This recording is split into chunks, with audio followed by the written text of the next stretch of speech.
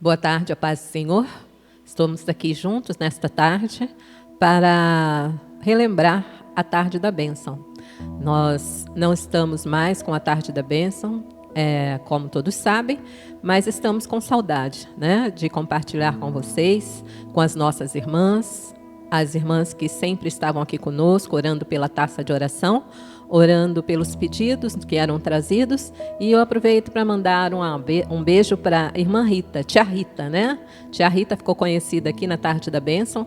Ela é tia da Maria e de quarta-feira ela estava aqui conosco, né? Temos aqui a Cleia, que também nos prestigiava, né, com a presença e nos ajudava em oração, pelos pedidos, pela taça. E eu agradeço a Deus, né? Porque sei que muitos foram respondidos. Muitos não, todos, né? Da forma que o Senhor quis. Porque a vontade de Deus sempre será feita na nossa vida. Então, eu estava falando com o Daniel, né, e nós pensamos em deixar alguma coisa para o coração das nossas irmãs. E eu ganhei um livro que chama Mães Intercessoras, né? E você que tem filho, você que é mãe, nós estamos sempre orando pelos nossos filhos. É algo que nós nunca poderemos deixar de fazer, é orar pelos nossos filhos, né? E muitas vezes recebemos pedidos de outras mães, pedindo que oremos pelos seus filhos. Então eu gostaria que nós fechássemos nossos olhos neste momento, vou orar pelos nossos filhos, junto com você, aí na sua casa. Senhor, obrigado, Pai. Obrigado por esta tarde, obrigado pelo teu amor, Senhor Deus. Amor sem medida, Pai. E o Senhor nos ama. A tua palavra diz que o Senhor é o nosso pastor, nada nos faltará. Nós, mães, queremos te agradecer pela vida dos nossos filhos, Pai. Foi o Senhor quem nos deu. E nós queremos te agradecer pela vida de cada um deles. Senhor, antes de ser nossos filhos, eles são teus filhos, meu Pai. Nós te pedimos que o Senhor cuide de cada um, Senhor Deus, que o Senhor os acompanhe, que o Senhor os livre do mal, que eles possam ter experiências contigo, meu Pai, que eles possam ser uma bênção, Pai. Nós oramos por cada filho, de cada mãe representada aqui, Senhor Deus, e daquelas, Senhor, que têm feito pedidos por eles, Senhor Deus. Nós temos visto muitas mães pedindo orações pelos seus filhos. Senhor, obrigado por essa oportunidade que temos de estar juntas, orando, Senhor Deus, e aprendendo sobre eles. Eu te agradeço em nome de Jesus. Amém. Queria deixar um versículo na palavra de Deus, é Deuteronômio 6, versículos 6 e 7.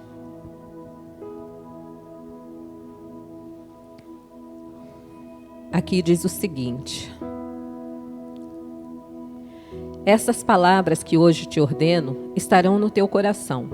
Tu as inculcarás a teus filhos, e delas falarás assentado em tua casa, andando pelo caminho, e ao deitar-te e ao levantar-te.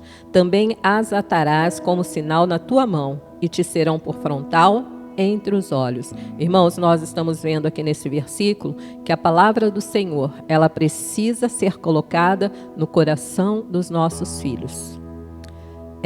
Você que é mãe, que já era cristã e teve seu filho, aqui nos mostra, né?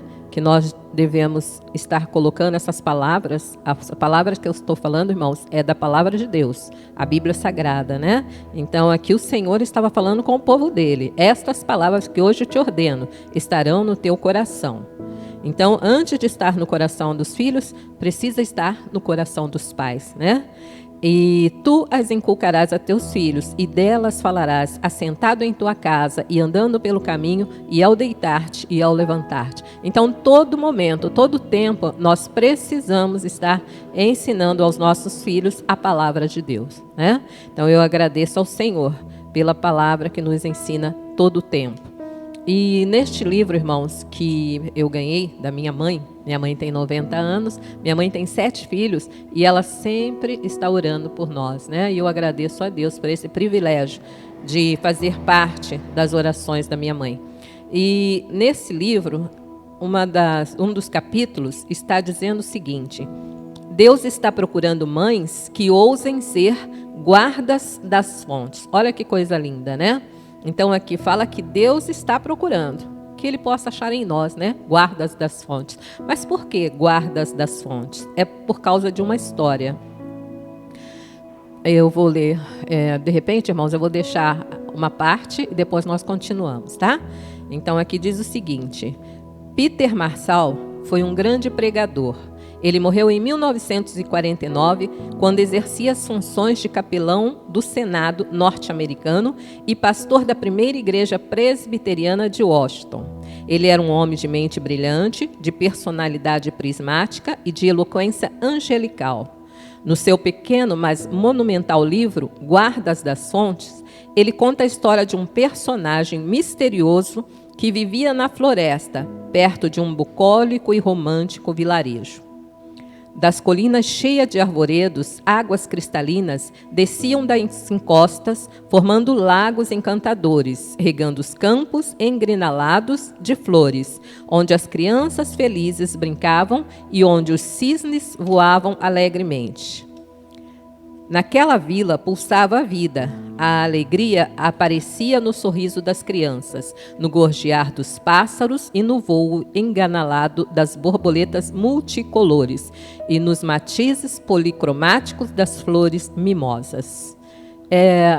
Aqui falando em borboletas, eu outro dia fui numa loja aqui do bairro e vi um cartaz e achei muito interessante e me lembrei deste livro, né? Ali dizia o seguinte: não adianta correr atrás das borboletas.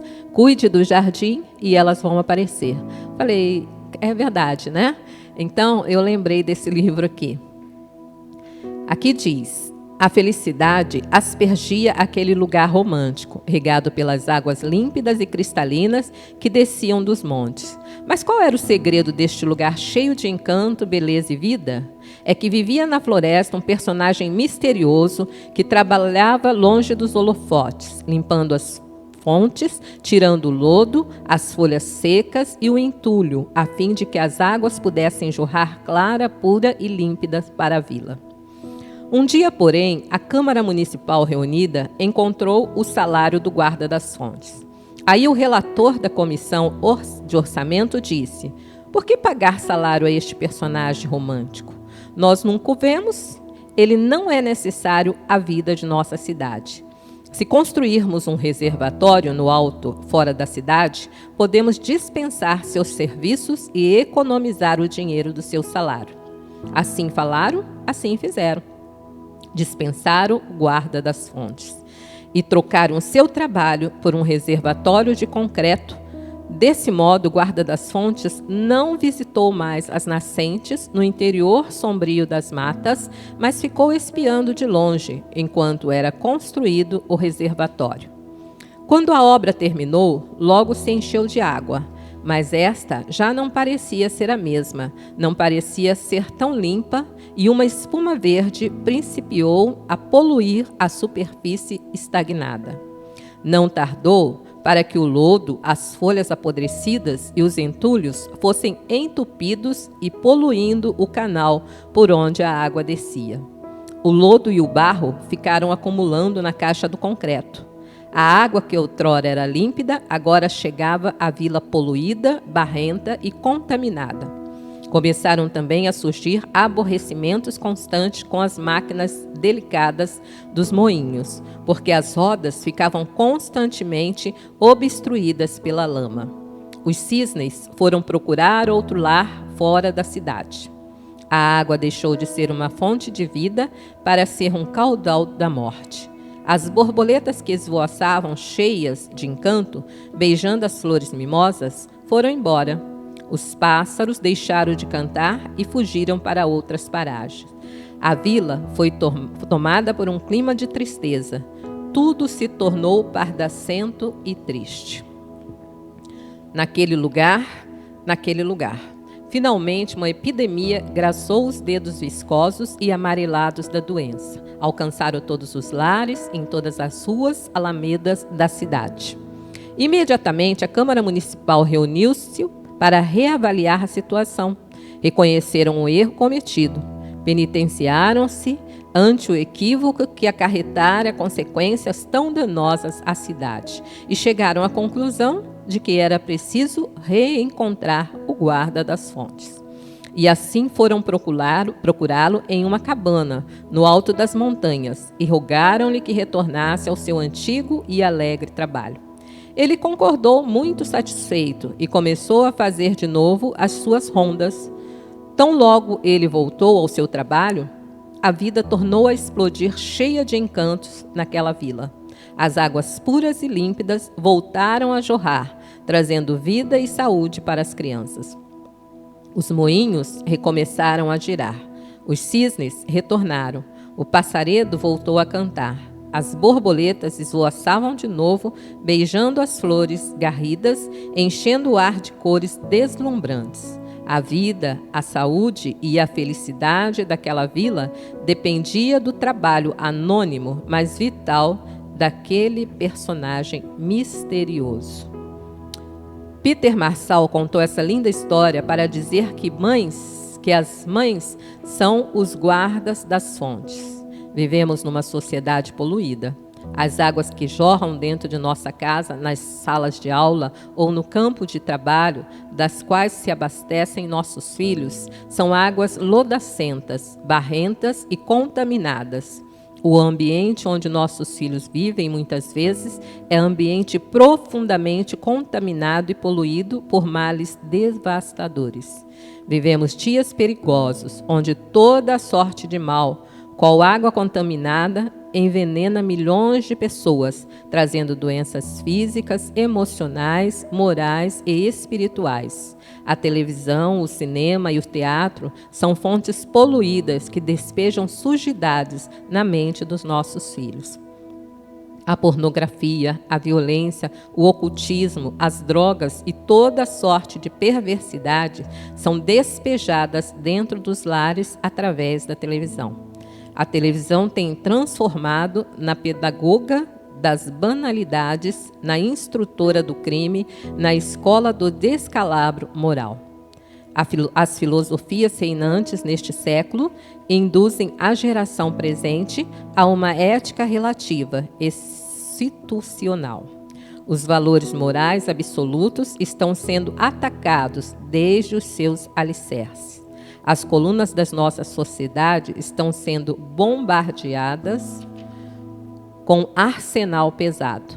O descalabro dos costumes está instaurado sem nenhum pudor sobre os aplausos de uns e a omissão covarde do outro.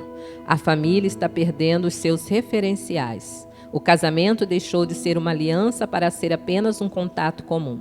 As pessoas casam-se para divorciar e divorciam-se para se casar. A infidelidade conjugal é vista como um escape para as neuroses e uma necessidade compulsiva. O sexo no namoro, a gravidez na adolescência e o aborto já não nos deixam mais perplexos. A castidade é motivo de motejo, numa sociedade que aplaude a desgraça moral e escarnece a virtude. O homossexualismo é visto apenas como uma opção livre e um direito inalienável. A virtude morreu, a decência cobriu seu rosto de vergonha e retirou-se do palco. A profecia de Rui Barbosa está se cumprindo. O homem pós-moderno tem vergonha de ser honesto.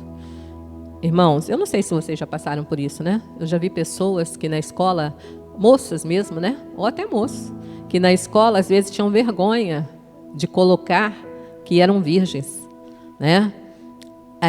Eu lembro que uma vez, eu não sei se foi o Daniel, que a professora perguntou o seguinte: quem tem, entre vocês aqui da classe, quem é que tem pai e mãe juntos ainda casados? Aí o Daniel falou que ele levantou a mão dele e olhou para trás e quase ninguém estava de mão levantada, né? Então, isso que ele está colocando aqui, irmãos, é uma verdade. E os nossos filhos estão sendo atacados, né? Os nossos filhos adultos, nossos filhos, as crianças, estão sendo bombardeados com esses tipos de coisas e muitas outras coisas, né? Nós não sabemos o que eles estão aprendendo na escola, mas nós sabemos que está tudo mudado. Então, irmãos, tenho falado para as nossas irmãs, vamos estar orando pelos nossos filhos, né? Nós que tivemos filho, nunca mais nós vamos poder parar de orar por eles. Todo momento nós temos que estar em oração. Então eu gostaria de estar pedindo às irmãs, né? Nossas irmãs da Tarde da Bênção, que continuem nesta campanha de oração pelos filhos. Que nós possamos cobri-los com as nossas orações. E você que não tem filho, irmão, ore pela criança, vizinha, né? Ore pelo seu sobrinho. Vamos estar orando pelos filhos. Viu? Aqui, esse guarda das fontes, ainda continua essa história, não acabou aqui não, viu? Mas aqui ele coloca que Deus está procurando. Por quê? Aquele guarda ali, ele foi despedido. Foi despedido para a economia, né? Para que economizassem o salário. E aí, quando ele foi embora, ele tinha o dom de cuidar. Quando ele foi embora, tudo se transformou para pior, né? Para ruim. E tiveram que trazê-lo de volta, né? Para continuar guardando a fonte. E que nós possamos ser mães que guardem as fontes, né? É o que ele coloca aqui, é que Deus está procurando mães que guardem as fontes, que sejam guardas das fontes. Então eu agradeço a Deus pela vida dos nossos filhos, pela vida das nossas vidas, que nós possamos abençoar, né? E que nós possamos ser como o Senhor falou para Abraão, ontem ainda colocamos isso, que nós possamos ser bênçãos. Ser tu uma bênção. Amém? Deus nos abençoe e que nós possamos estar juntas mais vezes, em oração, em comunhão, em campanha aí pelos nossos filhos. Amém? Feche seus olhos, irmãos. Senhor, obrigado, meu Pai. Estamos aprendendo. Quantas coisas, Pai, o Senhor tem trazido à nossa memória, tem trazido, Senhor, à nossa mente, para que possamos aprender de Ti, aprender da Tua palavra, aprender como lidar, Senhor, com os nossos filhos. Nós te agradecemos, Senhor Deus, porque o Senhor é bom e eterna é a Tua fidelidade. Obrigado, Pai. A Tua palavra diz que se nós que somos maus sabemos dar boas coisas aos nossos filhos, quanto mais o Senhor, que é bom, que pode dar para eles, Pai. Continua abençoando os nossos filhos, nós te pedimos, Senhor. Em nome do Senhor Jesus. Amém.